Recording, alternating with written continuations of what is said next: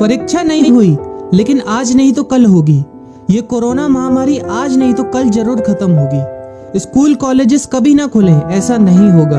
अभ्यास करते रहोगे तो कोई पछतावा नहीं होगा। कोरोना महामारी के चलते इस समय स्कूल और कॉलेजेस बंद पड़े हैं, जिसके चलते विद्यार्थियों में पढ़ाई के प्रति लापरवाही देखी जा रही है। इसी को देखते हुए मुंबई के एक स्कूल में हमारे पुराणों में लिखित एक कहानी सुनाई गई और विद्यार्थियों को इस कहानी के जरिए एक मैसेज दिया गया, एक सलाह दी गई। कहानी ये थी कि एक बार भगवान इंद्र किसानों से नाराज हो गए और उन्होंने घोषणा कर दी कि 12 साल तक बारिश नहीं होगी, आप फसलों को नहीं उगा पाएंगे। भगवान इंद्र से किसानों ने विनम्रता पूर्वक विनती की।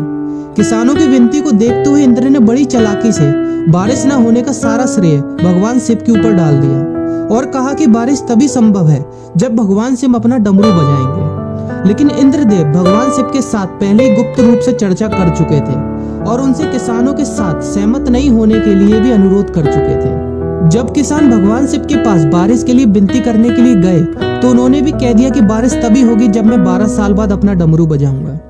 निराश होकर वापस लौटते किसानों ने 12 साल तक इंतजार करने का फैसला किया। लेकिन उनमें से एक किसान वापस लौटकर नियमित रूप से अपना काम कर रहा था, खेती कर रहा था, यहाँ तक कि बीज भी बो रहा था। अन्य किसानों ने यह देखकर उस किसान का मजाक उड़ाना चालू कर दिया। कुछ किसानों ने उससे पूछा भी कि आप अपना समय और ऊर्जा क्यों बर्बाद कर रहे हैं, जबकि आप जानते हैं कि 12 साल तक बारिश नहीं होने वाली। उस किसान ने जवाब दिया कि मुझे पता है कि बारिश के बिना मेरी फसल नहीं आएगी, लेकिन मैं ये सब केवल अभ्यास के रूप में कर रहा हूँ। 12 साल बाद मैं फसलों को उगाने और खेतों में काम करने की प्रतिक्रिया को भूल जाऊंगा। शरीर की काम करने की आदत छूट जाएगी और शरीर आलस का शिकार हो जाएगा। इसलिए मैं अभ्यास करता रहता हूँ कि जब 12 साल बाद बारिश होगी तो मुझे काम करने में मुश्किल नहीं होगी। जब इस किसान की ये बात पार्वती जी को पता चली तो उन्होंने भी चिंतित होकर शिव जी से कहा, आप भी 12 साल बाद डमरू बजाना भूल सकते हैं। यह सुनकर भगवान शिव भी चिंतित हो गए, इसलिए कहीं वो डमरू बजाना भूल तो नहीं गए, इसकी जांच करने की सोची और अपना डमरू उठाकर बजाने की कोशिश करने लगे। कोशिश करते हुए जैसे ही डमरू से आवाज आई वैसी बारिश होने लगी और जो किसान नियमित रूप से अपना काम कर रहा था उस किसान का खेत फसलों से हरा भरा हो गया।